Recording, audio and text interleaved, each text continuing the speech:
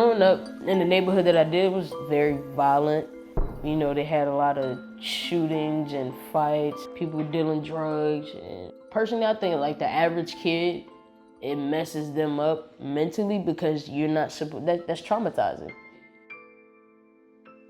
We grew up very fast. So I was doing things that a kid wasn't supposed to do, like stealing money from people just because I think I needed it. I wasn't really like a bad kid, but sometimes I felt like responsibility was calling, so I had to. It was a rough time for me, especially as a 17-year-old. Somebody was like, hey, there's this going on, and in about an hour, we're gonna go do this. And, you know, I was like, oh, I'm going with you. I needed to. You know, I second guessed it a couple of times, and every bone in my body, every nerve in my body was telling me not to. But I was just like, okay, whatever, I still gotta do what I gotta do. We robbed a drug dealer. I thought it was like a great idea because you're a drug dealer, I know you have money. And like I said, I felt like I needed money. His family was kind of struggling. I felt like sometimes that was my responsibility.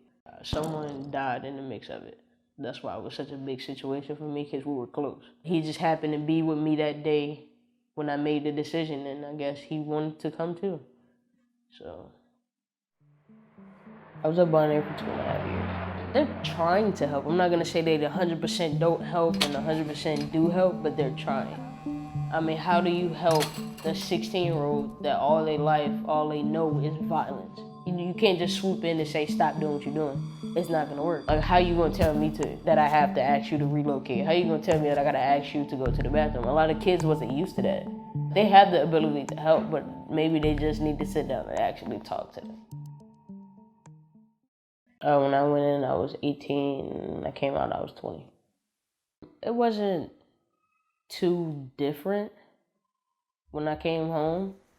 It was just, you know, new buildings that they tore down, people I haven't seen in a while, you know, kids that I used to babysit, they grew up, so it was kind of like, wow, all this happened in just 2 years, you know. And before that, I was in detention for a few months, and then I was on house arrest, so I really didn't see anybody for 3 years. So it was kind of like weird. In just 3 years, a lot has changed.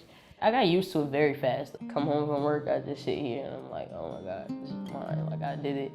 I celebrated a lot by myself, just walking around dancing, having the TV, what I wanted to watch, the music I wanted to listen to, you know, just getting comfortable.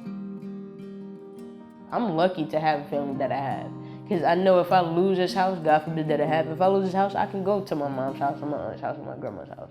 And a lot of kids didn't have that, and it was shocking. You know, they go home and come back to Bonaire multiple times.